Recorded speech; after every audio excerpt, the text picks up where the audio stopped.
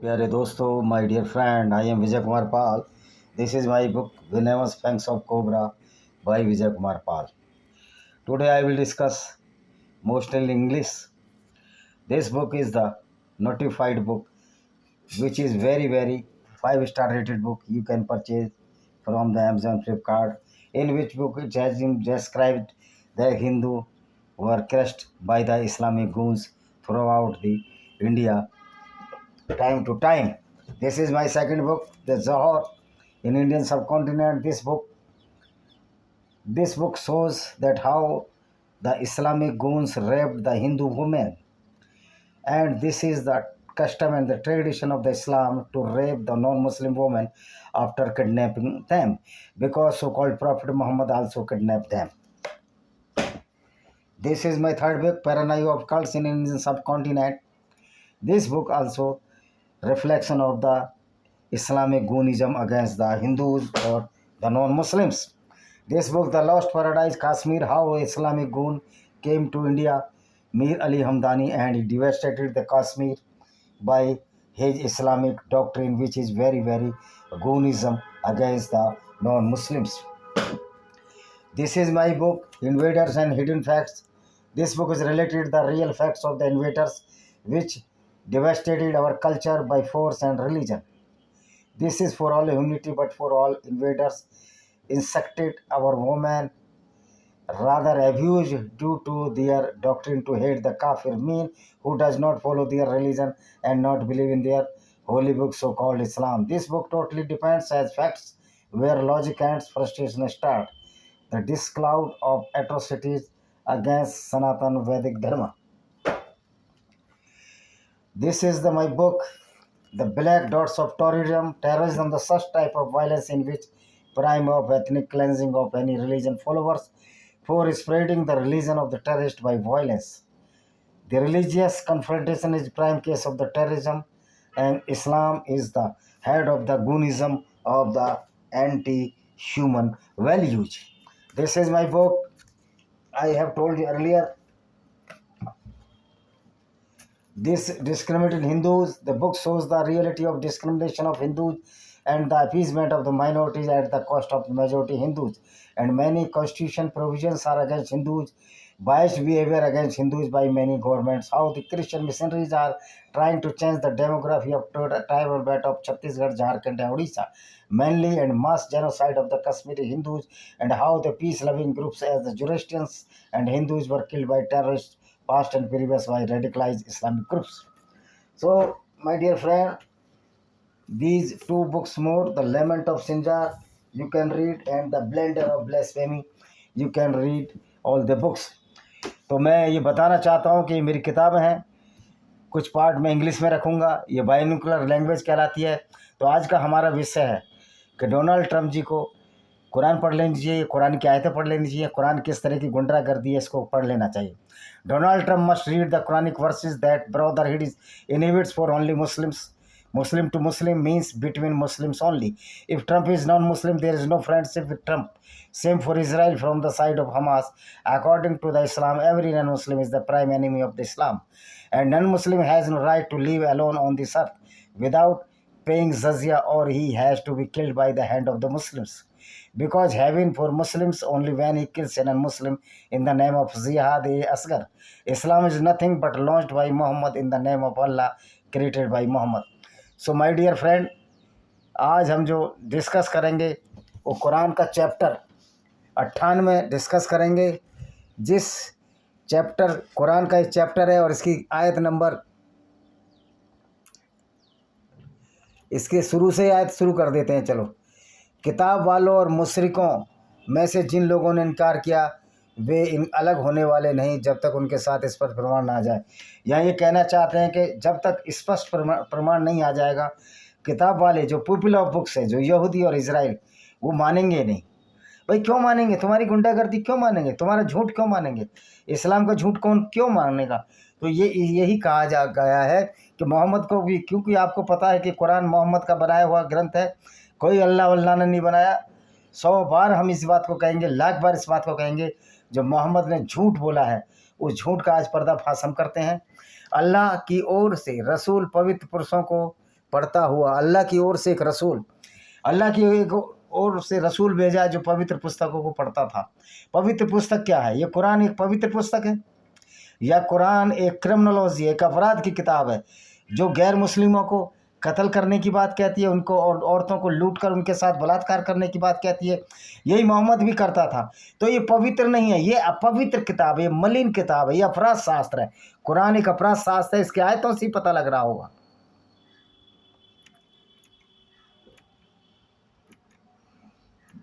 5वीं आयत, और उन्हें आदेश भी यही दिया गया था कि एक अल्लाह की बंदगी करें निष्ठा और विनयशीलता के लिए, उनके लिए विशेष करके बिल्कुल एकाग्र होकर, और नमाज की पाबंदी करें, ज़कात दें, और यही सत्यवादी समुदाय का अर्थ है। कह रहा हमने तो ये कहा था कि ज़कात दें, लेकिन लोगों ने इस बात को नहीं माना। और जब इस बात को नहीं माना, जब लोगों ने इस बात को नहीं माना, ज़कात नहीं माना, तो हमने अल्लाह को आदेश दिया कि उनको कत्ल करें। कह रहा ये ही मानवता वाली सत्यवादी समुदाय है। अब ये सत्यवादी समुदाय है या नफरती फैलाने वाले एक आपराधिक समुदाय है? सही मायने में हमारा काम इस्लाम की सच्चाई को लोगों के सामने लाना है। मुसलमान को अपमानित करने का कोई इरादा नहीं है, लेकिन इस बात में कोई शक और शुबह की गुंजाइश नहीं। अगर मुसलमान कुरान पर चलेगा तो वो अपमानित होगा, क्योंकि इस्लाम की विचारधारा ऐसी है। ये पैगंबर एक ऐसा गंदा पैगाम लोगों को दे गया है जिसको मुसलमान मानते हैं।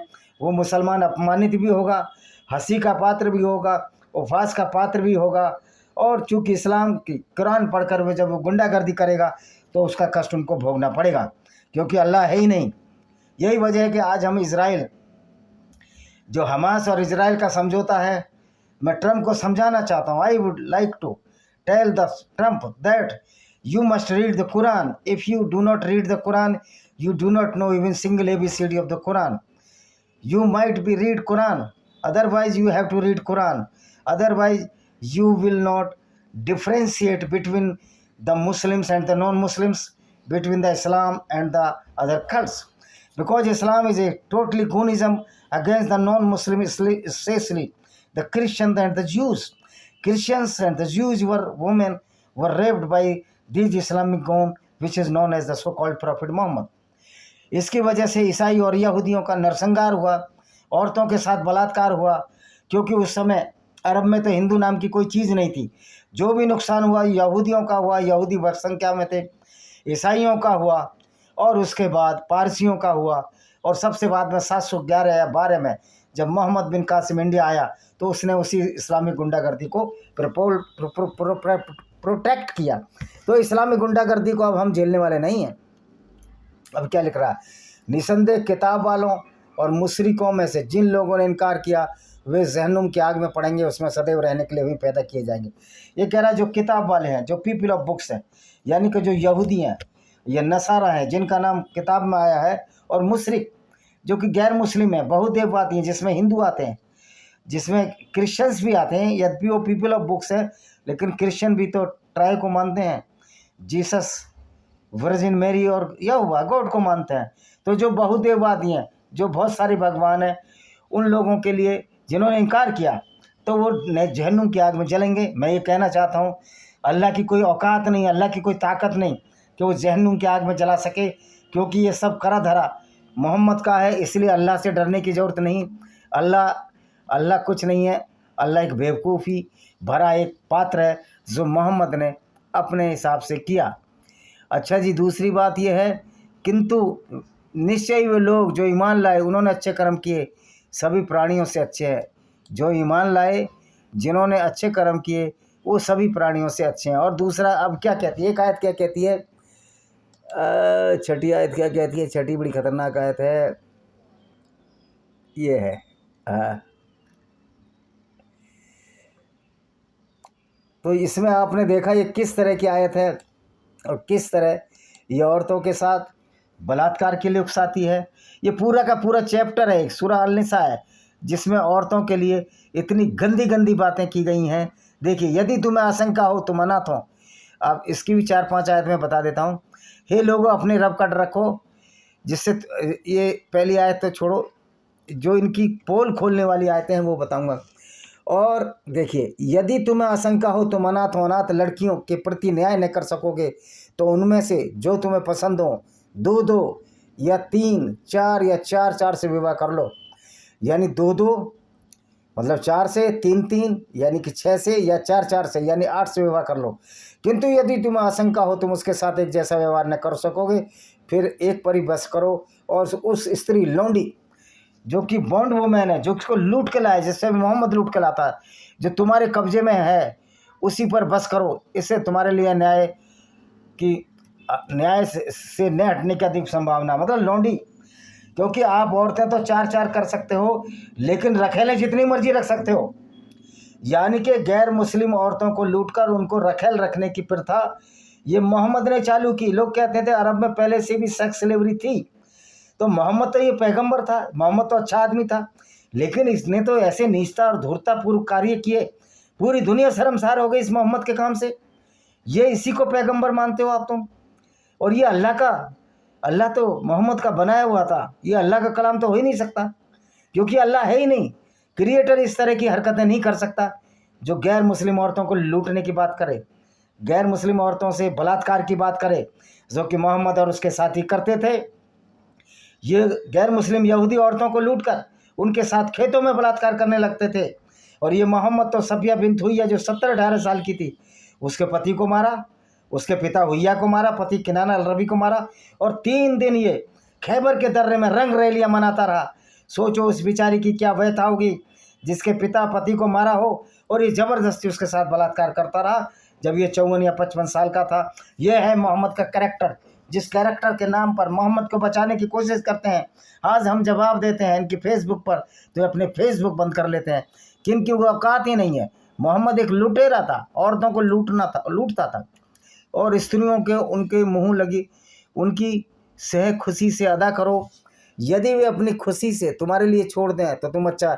अब ये जो है महर, ये जो पैसा है जो मुसलमानों में दिया जाता है, ये कोई रकम, ये कोई दहेज नहीं है कि उसकी सुविधा के लिए जो मोहम्मद से यौन मजदूरी की अदा जो करते हैं पुरुष, उसकी फीस है, जिसको ये मेहर के नाम से जानते हैं। कि यहाँ भी वैश्यावृत्ति, अपनी औरतों से वैश्यावृत्ति, उसके बदले धन। अगली आयत पढ़ लें।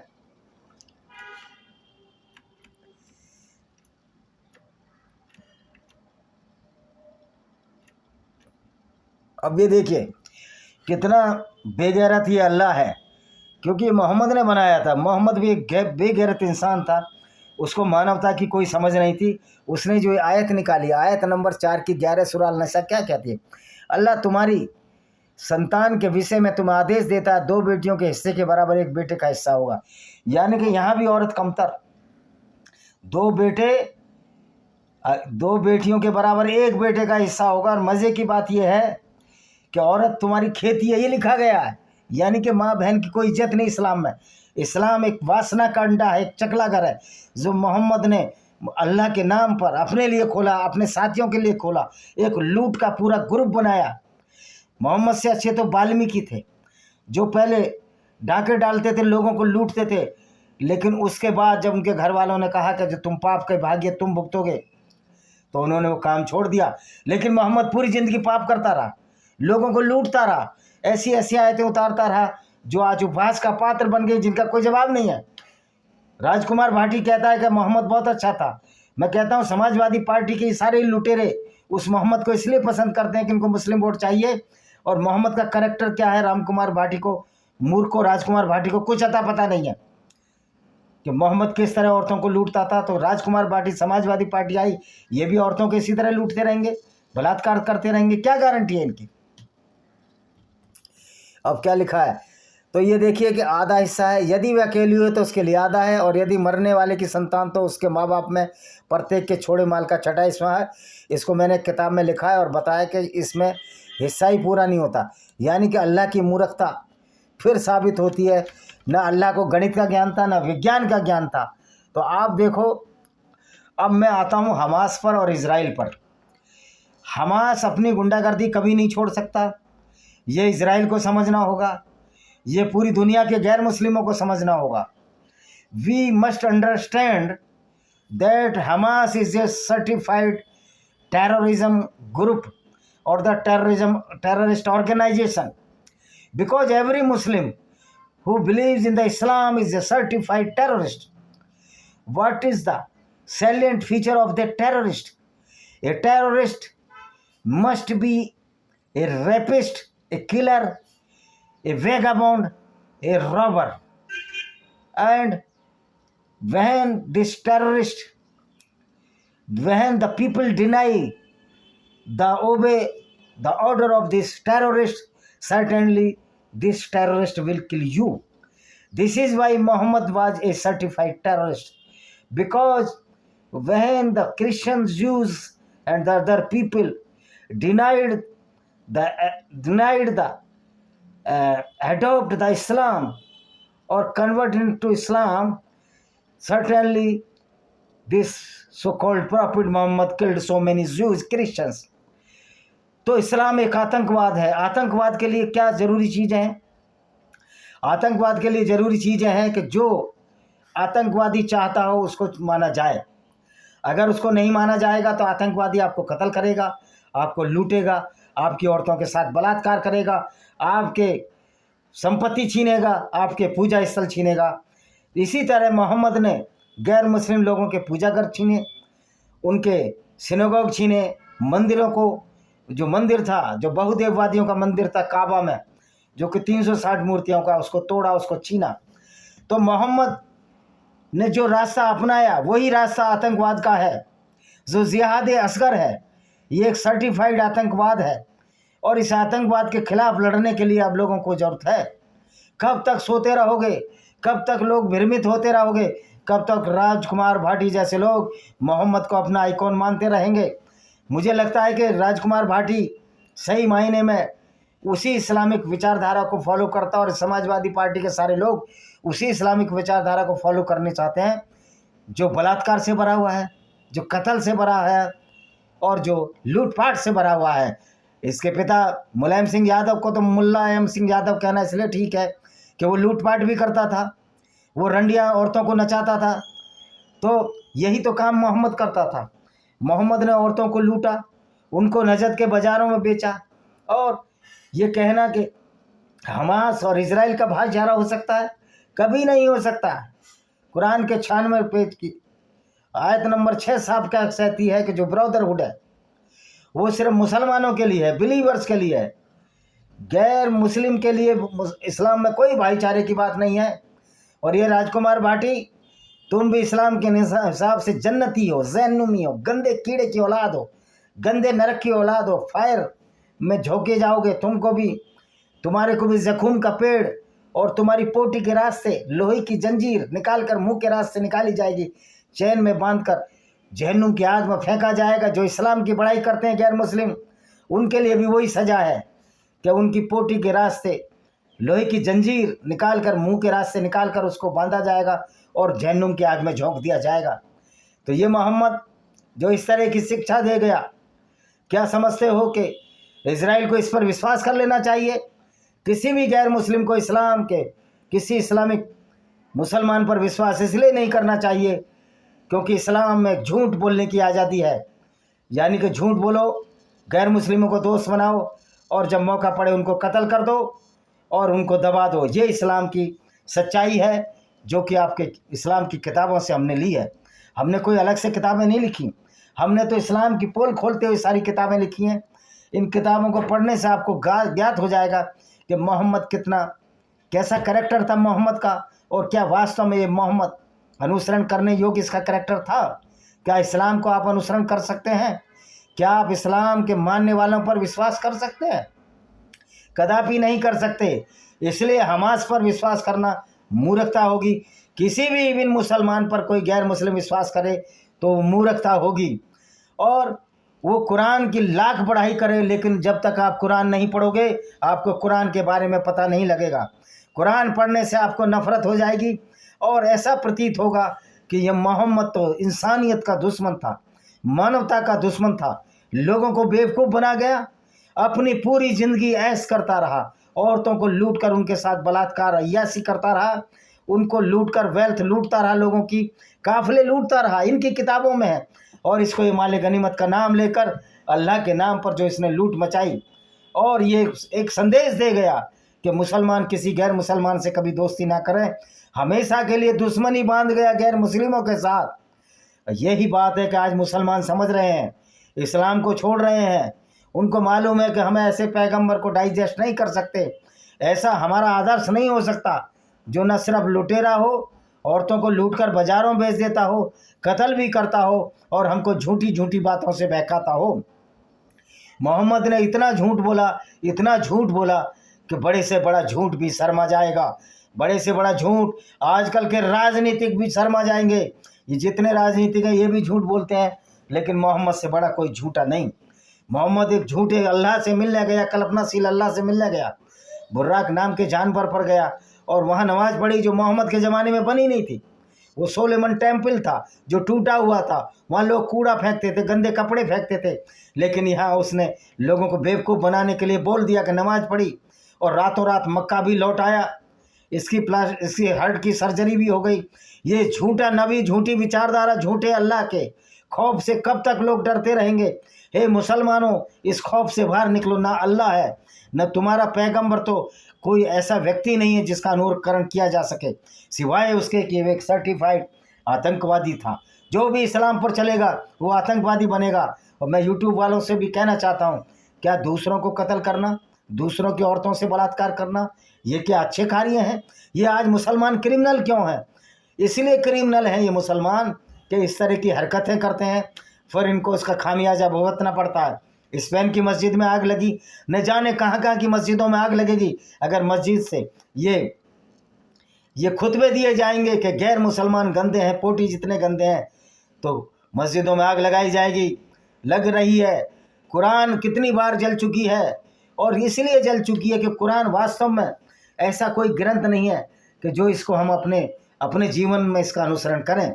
अगर कुरान का अनुसरण हम अपने जीवन में करेंगे तो हम लुटेरे, बलात्कारी, कामी और पापी होंगे। और ये मोहम्मद पूरी ज़िंदगी दौलत इकट्ठी करता रहा, लेकिन इसकी दौलत सारी चली गई। बागे फदक को उमर ने लौटाने से मना कर दिया, इसकी बेटी फातिमा को इसकी मौत के बाद, क्योंकि लूट का माल था, चोरी का माल मोरी में गया।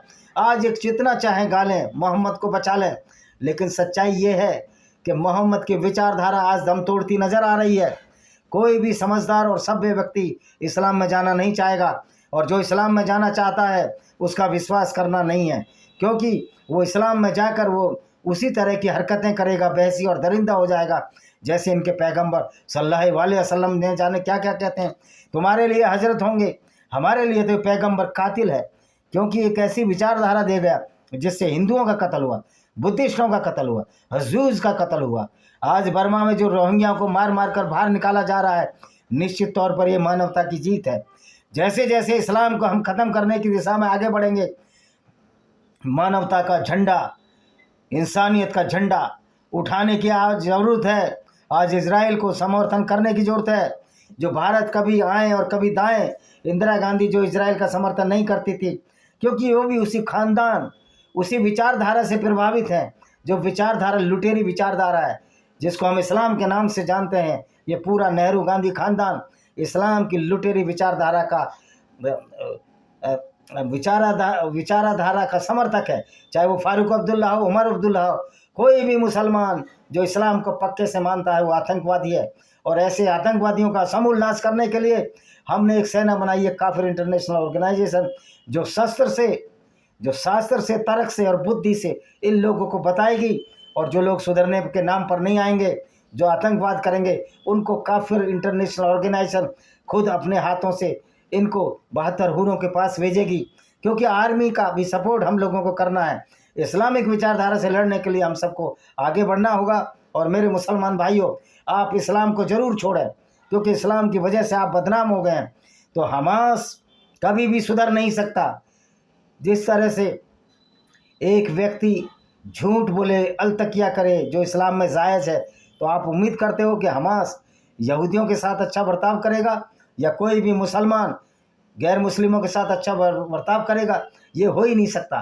क्यों? इनको मोहम्मद ने जो विरासत में दिया है, लूट, फरेब, हत्याकांड, बलात्कार, लूट, डकैती, यही इनको विरासत में दिया है और इसको माले गनीमत कहते हैं। मोहम्मद साहब लूट का 5वां हिस्सा अपने पास रखते थे। ये बात आपको समझ में आ जानी चाहिए। तो ये मेरी किताबें पढ़िए, किताबें पढ़कर आपको पता लग जाएगा कि वास्तव में रियलिटी में इस्लाम क्या है। अगर मेरी किताबों पर किसी कोई ऑब्जेक्शन हो तो सुप्रीम कोर्ट जाइए, इंटरनेशनल कोर्ट ऑफ जस्टिस जाइए। हम कोई वकील नहीं रखेंगे और हम साबित कर देंगे कि इस्लाम को मानने वाले अगर इस्लाम पर चलते हैं तो वो सर्टिफाइड आतंकवादी हैं। इस्लाम एक गुंडागर्दी है गैर मुस्लिमों के खिलाफ। इसी के साथ मैं इस वीडियो को विराम देता हूँ। वंदे मातरम, जय हिंद। आपका दिन